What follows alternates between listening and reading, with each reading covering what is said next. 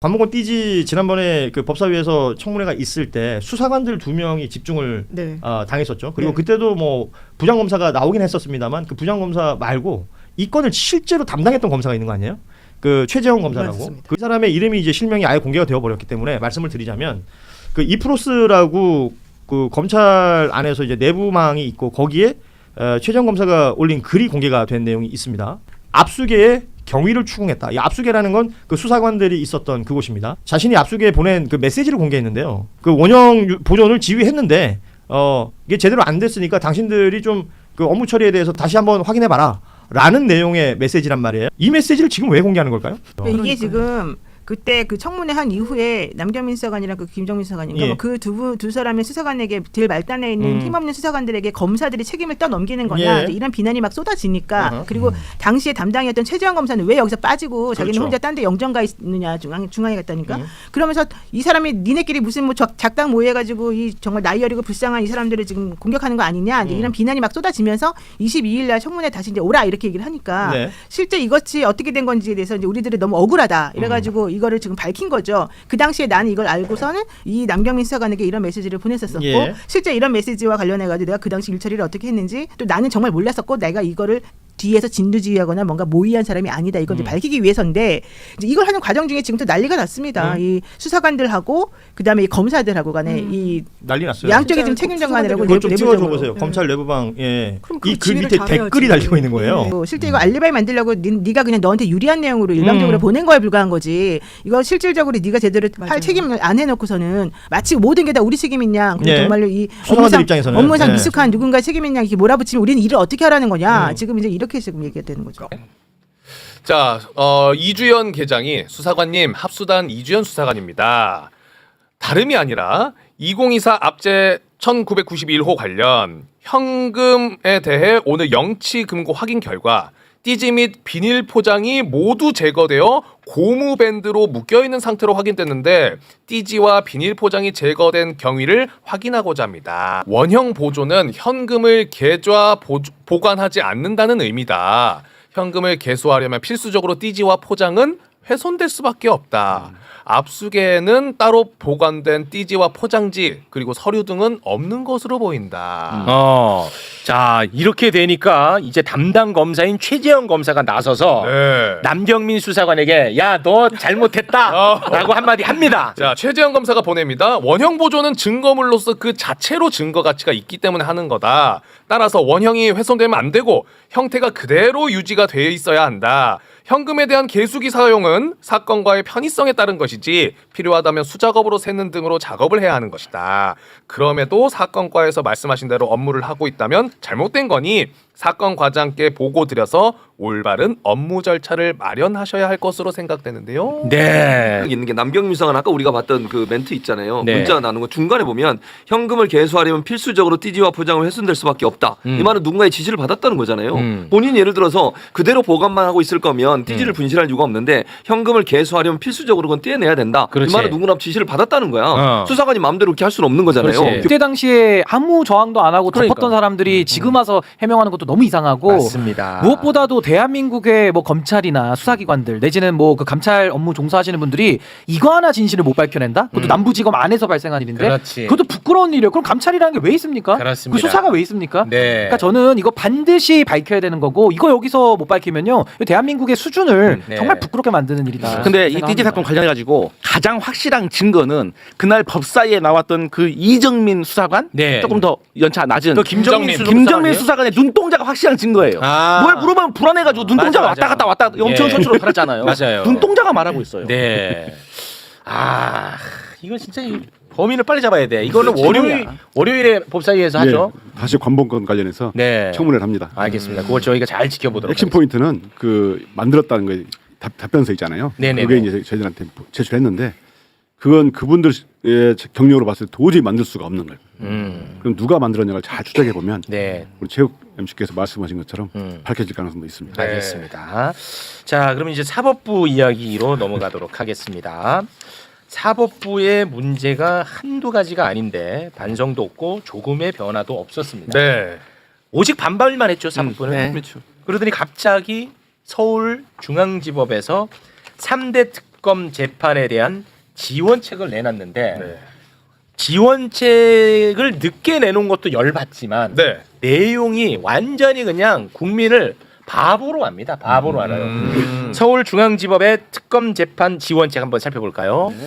자, 내란 사건을 담당하고 있는 형사 25부 지기현 재판부죠. 여기에 판사 1명 추가 투입하고 자, 여기 이제 판사 딸랑 한 명 추가 투입한데 네. 그러면 이제 새로 투입되는 이 판사는 일반 사건만 맡고 지기현이가 내란 재판에 더 열심히 하라 이런 의미입니다. 네. 지금 웃기죠? 자, 그리고 특검 사건 한 건 배당하면 일반 사건 5건을 배당하지 않는다. 뭐야? 이거 최근에 지기현이 투덜댄 거 그냥 받아준 거 아니에요? 아, 이건 거의 장난이죠, 장난. 그렇죠. 어떻게 보십니까? 아니 근데 지금 이 사법 불신은 그 아. 불신을 초래한 사람들이 풀어내는 방법밖에 없고요. 아. 만약에 그게 안 된다고 하면은 국회를 중심으로 해서 탄핵이 됐든 내란 특별재판부가 됐든 어떤 가용 가능한 수단을 동원해서라도 이거 바로 잡아야 되는 겁니다. 그냥 네. 덮어놓고 사법부의 독립 흔들지 말아라 이렇게 이야기하기에는 조희대가 저지른 행위가 너무 무거워요. 네. 제가 이거를 또 다시 한번 상기시켜드리면요. 선거 개입한 사건이죠 사법부가. 거기다가 그렇습니다. 정적을 제거하려고 하는데 동원된 사건이에요. 맞습니다. 대선을 앞두고. 네. 그러면 당시에 어떤 잘못이 있었냐?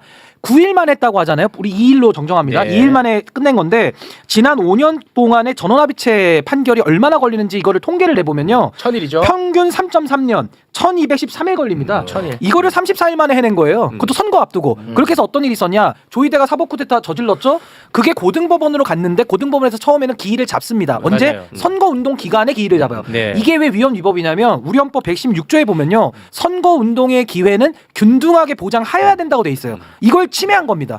그래서 저는 그때 당시에 이재명 후보가 이거는 헌법소원이라도 내야 된다라고 저는 그런 주장까지 냈던 사람인데 결국은 사법부가 선거에 직접 개입한 이 본질에 대해서 네. 전 이거 그냥 덮고 넘어갈 수가 없다. 그러니까 네. 이 부분에 대해서는 명백하게 사법부가 본인들의 위헌적인 행동을 먼저 돌아볼 수밖에 없는 전 그런 운명으로 가고 있는 거 아닌가 네. 생각이 듭니다. 그리고 이 재판 관련해서 이제 지원책은 사실 우리의 요구는 지기현이를 빼라는 건데 얘네들이 내놓은 지원책은 지기현이에게 더 힘을 실어주겠다는 지원책이에요. 그러니까 말이 안 혹을 더 붙여주겠다는 이거는 거죠. 진짜 우스꽝스러운 일입니다.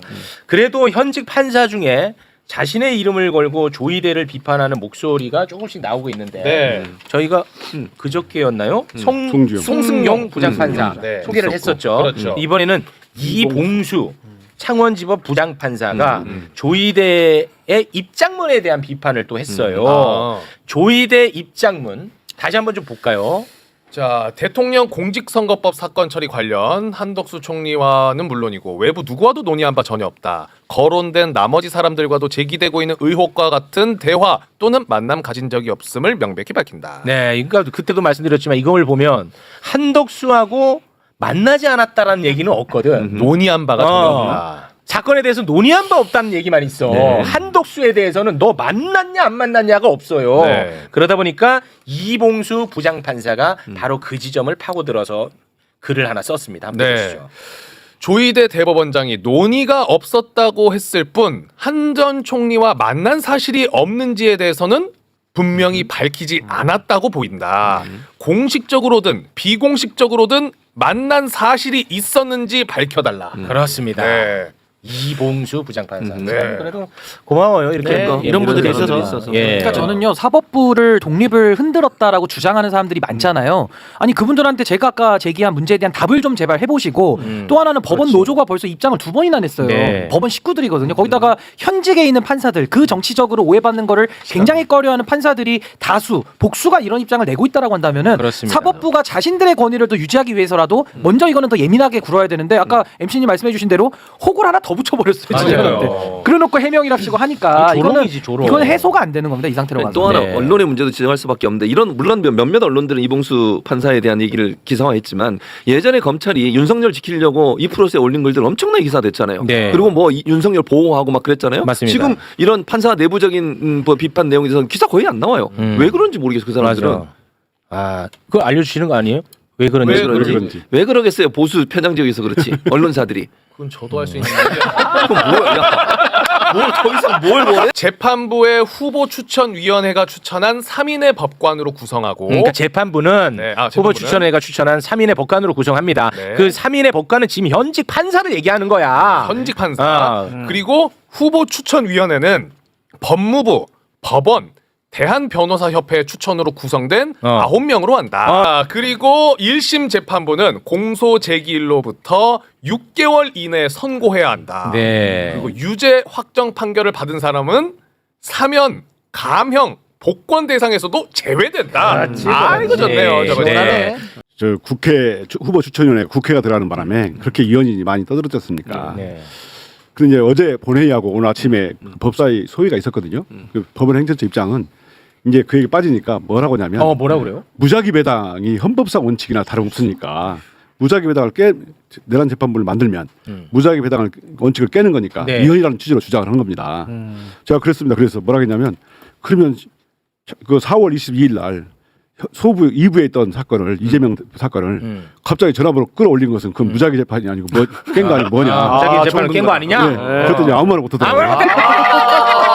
사법 쿠데타예요. 정확하게 쿠데타로 말씀을 드리면. 정정합니다. 예, 매부쇼에서 그 날짜를 굉장히 잘 정리하셨더라고요.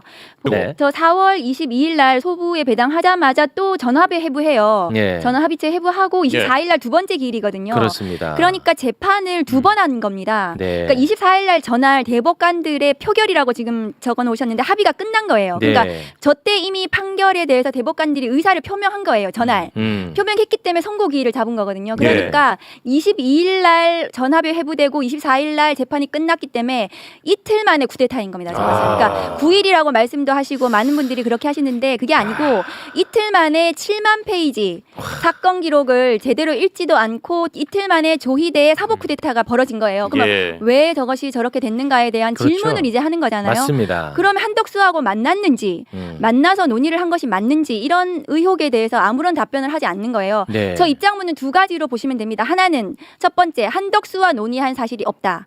두 번째 나머지 사람들과도 만난 사실 없다. 이 두 가지인데 그럼 한덕수하고는 만났는지에 대한 답은 안 되는 거예요. 저것은. 네, 맞습니다. 한덕수하고 만났는지 그 만남 자체에 대해서 저희 의원실에서 해당 그 기간에 조희대의 일정에 대해서 저희 자료 요구했습니다. 전부 다 달라. 예. 차량 운행 일지부터 시작해서 네네. 저희가 사사치 뒤져서 네.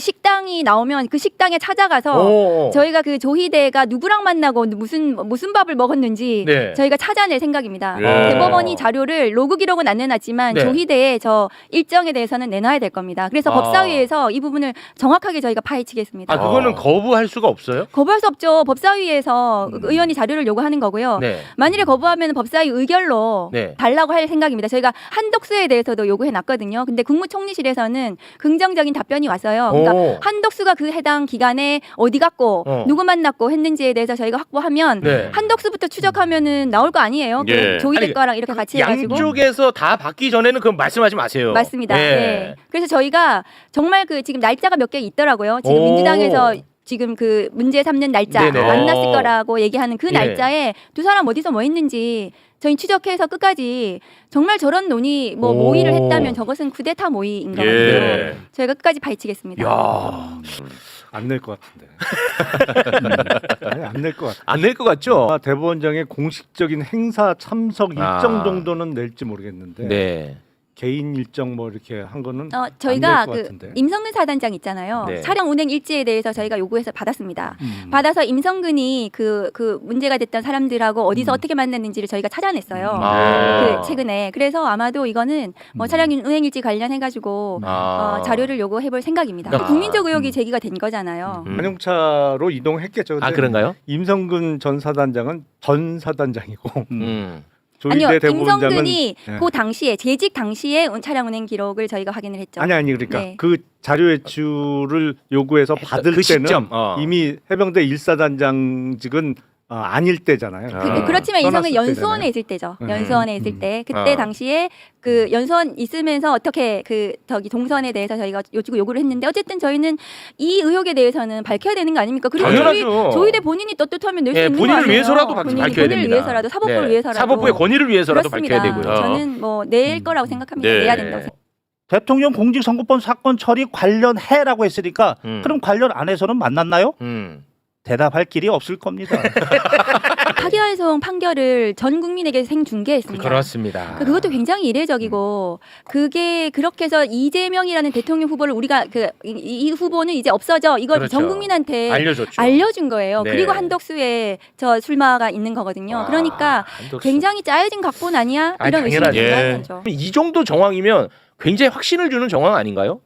아니, 검사 그만둔 지는 오래됐고 그러니까 타이밍이 기가 막히죠. 표정 좀 풀어. 왜 이래? 잡혔어. 뭐 있어. 아무것도 없거든.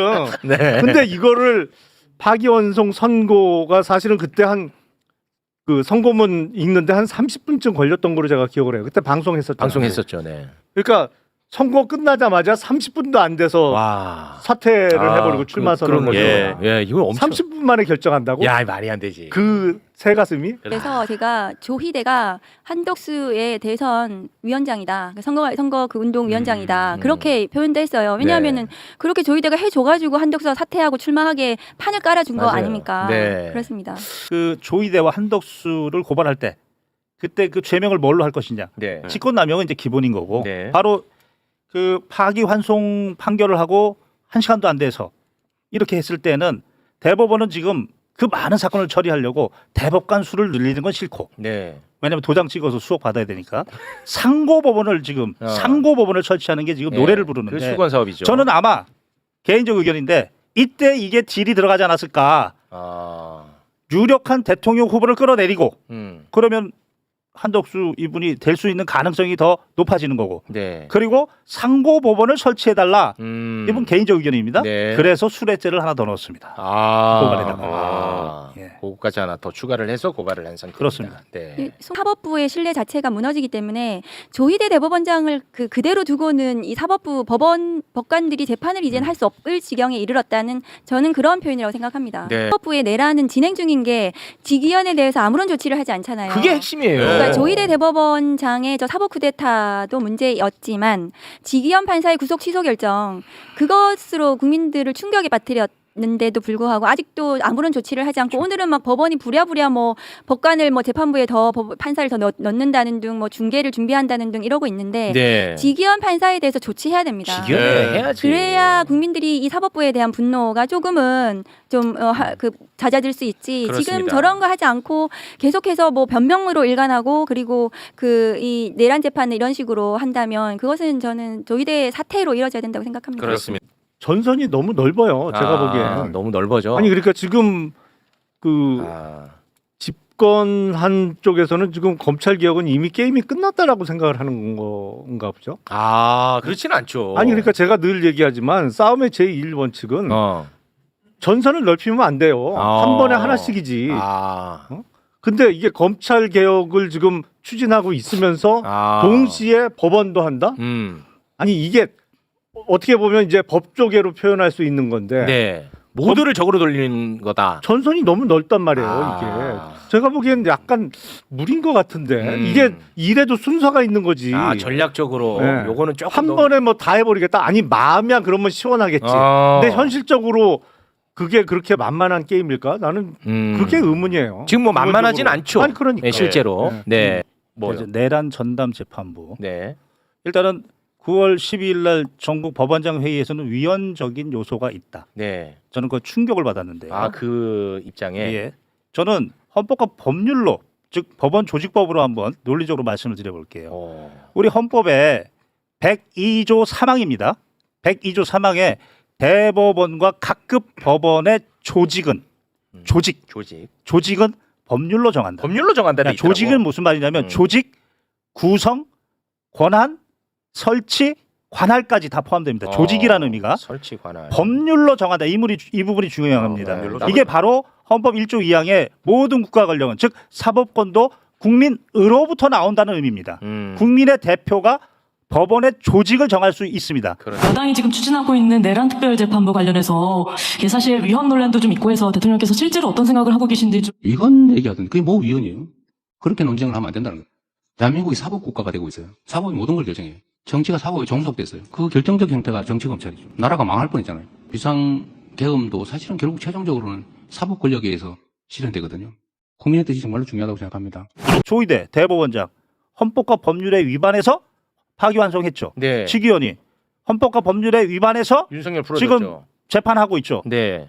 가장 중요한 사법부의 가장 중요한 건 소프트웨어의 독립이고 그게 바로 헌법과 법률에 따라 바깥에서 아무리 외압이 오고 내부에서 지시가 가더라도 헌법과 법률에 따라 해야 되는데 이거를 쓰레기통에 내팽개친 인간들이 네. 무슨 독립을 이야기하는 거예요 지금. 맞습니다. 이거는 국민으로부터 사법권이 아니라 국민으로부터 독립 사법 왕국을 얘기하고 있다. 이거는 치유가 될 수가 없다. 이 그렇지. 인간들은 이거는 제2사법 구태타다. 네. 피도 눈물도 없다. 그렇습니다. 꼭 우리 민주 시민들이 알았으면 좋겠어요. 여기서 네. 지금 언론 지형이 기울어져 있는데 지금 기울어져 있습니다. 다 개소리입니다. 아. 지금 이 독립이라는 단어 헌법 101조 무슨 법관 아닌 사람 보고 하랍니까? 법원 아닌 데서 하랍니까?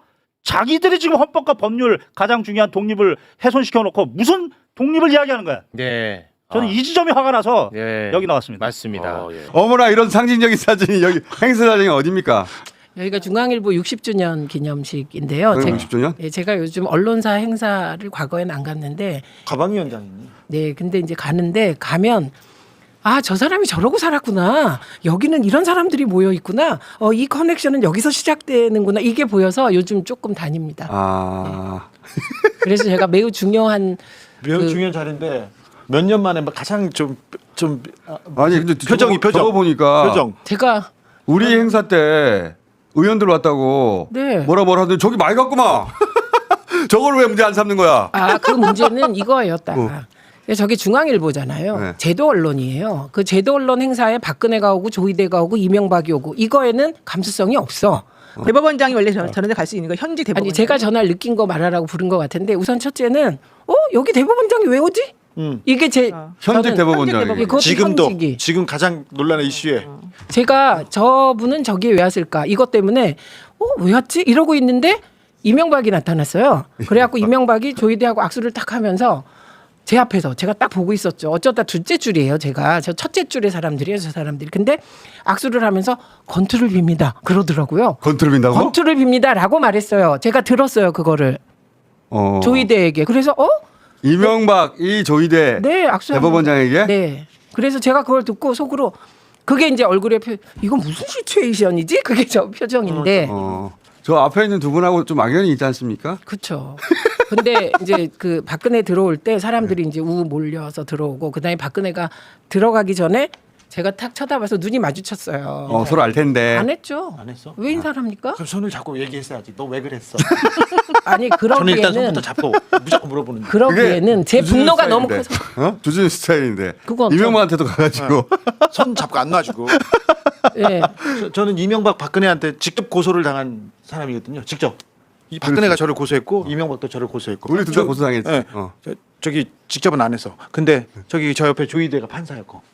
저도 조희대가 제 공직선거법의 대법원 주심이었어요. 그런데 박근혜랑 눈이 마주쳤는데 이렇게 그 눈빛이 움찔하는 거 있잖아요. 그래서 제가 생각했죠. 알아봤겠죠. 그렇죠. 화면에 계속. 의원님은 저 표정을 계속 유지했고. 네, 저는 저거보다 좀 심하게 째려봤어요. 모든 걸 말해준다. 저 뭘 째려봤냐면 이명박이 저를 보더니 그 표정 있잖아요. 이렇게 하더라고요. 그래서 저는 이렇게 쳐다봤죠. 그런데 그 악수하면서 건투를 빕니다. 그러니까 제가 엄청 당황을 했을 거 아니에요. 그래서 째려봤죠. 저거보다 심하게. 나는 저 언론사 행사에 전직이야 뭐 갈 수 있다고 뭐 보는데 대법원장이 가는 사람도 문제지만은 부른 사람들도 문제라고 봐요.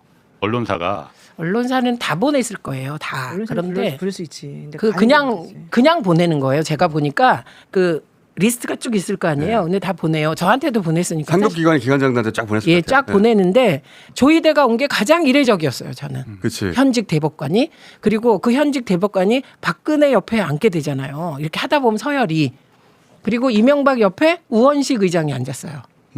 근데 우원식 의장이 그냥 악수하고 그다음에 박근혜는 이렇게 쳐다보고 악수는 안 했던 것 같아요. 거리가 좀 있었고 늦게 오셔서. 근데 그때 제 느낌이 그 우원식 의장은 그들과 다른 분위기에서 다른 세계고요. 그 박근혜, 이명박, 그러니까 이명박, 박근혜, 조희대는 분위기 자체가 왜 그런 거 있잖아요. 저 사람들은 한 편이구나. 한 편이구나. 그냥 느낌이 그런. 현직 대법원장이 그 언론사 행사에 굳이 이 시점을 찾아간 것은 도와달라는 뜻이겠죠. 그러니까 저는 그렇게 느꼈. 없죠. 저는 왜냐하면 건투를 빕니다. 또 제 앞에서 이명박이 그러니까. 그래서 저는 그 조희대 대법관은 정파적인 인물이다. 너무나 정파적인. 근데 보통은 대법원장에 임명되고 나면 정파성을 좀 벗어난 행보를 하는데 노골적으로 정파적이네. 그리고 저 사람은 이명박 박근혜가 오는 줄 알았을까? 알았을 거다. 이렇게 혼자 머리가 막 회로가 돌아갔고요. 그래서 이번에 조희대 대법관의 저 사법부 훼손에 대해서 사법부 파괴에 대해서 조희대에 저는 재판에 대해서 국민들이 의심하는 순간 저는 법원은 무너진다고 생각합니다. 그러니까 조희대 저분이 그러다가 또 생각난 거예요. 저분이 내 재판을 했는데 나만 3개월도 안 돼서 대법원 선고를 했지. 이 생각. 그랬었어요? 그거 몰랐죠. 그러니까 제가 억울하다고 했잖아요. 3개월도 안 돼서 저분이 전력이 있구나. 네, 저를 그래서 그랬지. 그런데 홍모 씨라는 분이 있어요. 국힘에. 국회의원이었는데요. 이분이 항소심이 2020년 9월 25일이었거든요. 그런데 대법원 선고가 2022년 7월 14일에 나요. 국힘 쪽의 사람인데. 그러니까 그때 대부분 그 의원들은 그렇게 그 대법 선고가 3개월도 안 돼서 난 거는 거의 제가 이례적이었어요. 그때. 네. 그래서 깜짝 놀랐어요. 사람들이. 그런데 이번에 이재명 대통령 때 제가 이재명 대통령 그 공직선거법 가지고 뭐 이렇다 저렇다 할 때 내가 그때 조희대는 반드시 그렇게 할 거다라고 한 게 저 때문에 다들 확정 판결 파기환송심을 무죄 확정할 거라고 그럴 때 네, 저는 아니라고 했어요. 내가 겪어봤는데 저 사람은 아니다. 파기환송할 사람이다. 네, 저는 그 얘기를 계속 하고 다녔는데 제가 법률가가 아니니까 제 말에 귀를 안 기울였죠, 사람들이. 그런데 제가 그때 왜 그런 생각을 했냐면 제가 너무 억울해서 내 재판이 그래갖고 삼진 갔을 때 변호사를 엄청 비싼 분을 했어요. 엄청 돈도 많이 주고 저로서는 상상할 수 없는 액수를. 그런데 그쪽 변호사는 역시 끈이 있긴 있더라고. 조희대라. 그런데 뭐라고 하냐면 휴가 가기 전에 이 건만은 반드시 하고 가신다. 빨리 끝낼 거다. 빨리 끝낸다. 요거는. 이 건은 그렇게 받았어요. 그래서 그거 한마디 듣는데 엄청난 돈을 썼습니다. 그리고 아웃되고. 그래서 고생하셨어요. 그래서 제가 계엄 때 제 친구가 너 생고생해서 들어갔는데 진짜 인연 없구나 그랬더니 계엄으로 계엄으로 잘린다고. 근데 저는 그 조희대를 둘러싼 여러 논란이 있잖아요. 그런데 저는 본질적으로 조희대의 본질은 제가 느낀 그 정파적인 인물이고 대법원장이 되고도 정파성을 구현하고 있다고 나는 생각한다. 그러면 안 되는 거다. 그러면서 입으로 사법부 독립을 얘기하면 그걸 어떤 국민이 믿겠냐. 말이 안 된다. 그 조희대와 관련한 이 본질은 내란 재판이 엉망으로 간다. 그런데 첫째는 이 내란 재판을 엉망으로 가게 만든 직위원에 대하여 조희대가 아무런 조치도 취하고 있지 않다.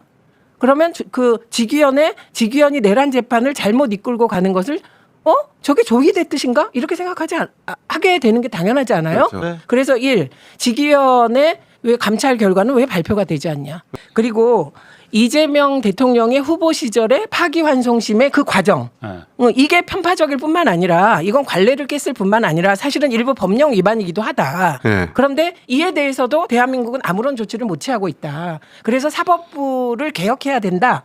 요게 분류고요. 그리고 무슨 얘기를 조희대가 했다 안 했다는 그것을 뒷받침하는 하나의 정황 증거일 뿐이기 때문에 본질에 집중합시다. 그러니까 사인 해동이 있었다. 그다음에 사인 해동과 별개로 이재명 사건이 올라오면 내가 처리해주겠다. 뭐 이런 취지의 말이 있었다. 라고 민정 라인 누군가로부터 들었다. 거기서 이제 그 사인 해동은 이따가 얘기하고 일단 그 아까 말씀하신 것처럼 올라오면 사건을 처리해주겠다라고 하는 그 말은 그럼 신빙한 제보가 있어야지 이제 그 말이 그렇죠. 사실은 그 말을 근거로 해서 뭔가 해볼 수 있는 거잖아요. 그거는 구 여권의 민정 라인으로부터 확인이 된 것이고 특정이 되고 확인이 됐다. 그분이 무슨 이제 계엄 터지기 전부터 계속해서 계엄 날 것이다라는 얘기까지도 원래 미리 해줬었다는 얘기고 그다음에 그 얘기를 지금 현재 민주당에 있는 다른 현역 의원에게도 얘기를 했었었고 그다음에 이 서영교 의원도 그걸 확인을 했다. 여기까지가 수사의 출발은 될 수 있다. 네, 그래서 그 정도는 수사의 출발이 될 수 있는 거 아니냐. 왜냐하면 파면 되기 1년 전에부터 이제 그런 얘기가 만남이 있었고 그런 얘기가 있었다는 걸 5월 1일 날 들었고 서영교 의원이 그래서 5월 2일 날 그걸 질의를 한 것이었다. 이제 그 얘기가. 그럼 이거는 특검 수사로 맡기자. 네, 그래서 이제 수사를 해봐야 되는 거 아니겠느냐.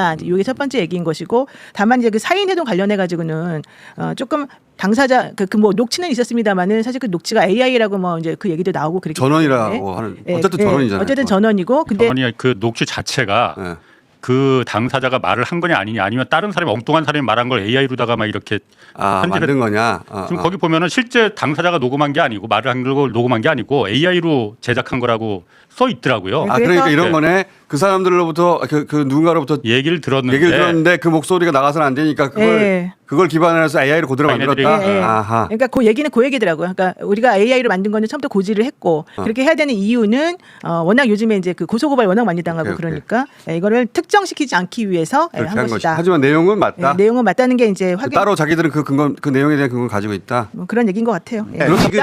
일단 엑셀 돌려가지고 맞춘 게 12만 명인데 더 나와요? 플러스 마이너스 알파로 한 2만 명 정도 생각하고 있어요. 지금 보는데 그런데 줄어들 것보다 더 늘어날 가능성이 높아요. 야, 대단하다. 동명이인으로 줄어드는 게 아니고? 아니 그래서 줄어들 가능성이 있다고 이렇게 생각하잖아요. 근데 러프하게 이 그 개념을 넣어놔가지고. 아니 홍성 기자 이때 너무 와, 잘생겼어. 너무 그거 말고 잘생겼다. 더 빈티나게 생긴 거 있어. 아니야 저거 좋은데 왜? 더 젊었을 때. 너무 잘생겼다 근데. 20대 빈티나게 생긴 거 찾아보세요. 근데 왜 이렇게 됐어요?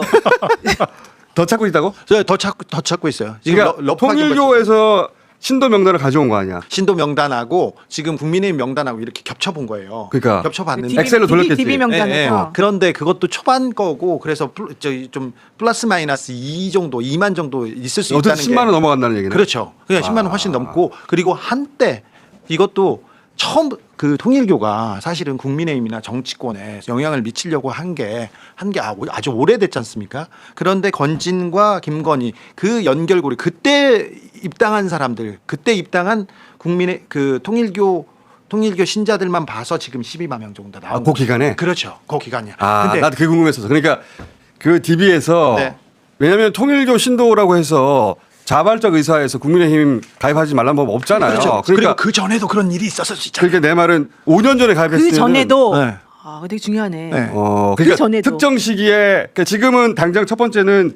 김건희하고 건진하고 통일교 윤 씨가 얘기 나누던 이게 그 시기에 가입한 사람들 언제 10,000명 더 보내주세요. 지금까지 도와줬는데 너무 감사한데 더 도와주세요. 그때마다 많이씩 들어왔지 않습니까? 그때 들어온 사람들이 12만 명이라고요? 그렇죠. 그때 그 합계 어디게 총 동원해가지고 동원할 때. 들어왔다 그 타임 걸 뒤져보고 예. 그 전에도 선거가 있을 그 즈음에 들어온 사람들. 자, 교회, 학교, 회사 다 우리가 총동원했습니다. 얘기했을 때 교회가 한번 학교 그리고 관계 회사 이렇게 있지 않습니까? 그러니까 시기를 특정해서 12만 명이지 이제 넓혀보고 또 신자들 또 보고 그러면 더 늘어날 가능성이 나는 있고. 그 뉴스 보고 무슨 생각이냐면은 신천지 얘기도 있었잖아요. 그렇죠. 신천지 명단과 지금 신천지 명단이 확보가 잘 안 되잖아.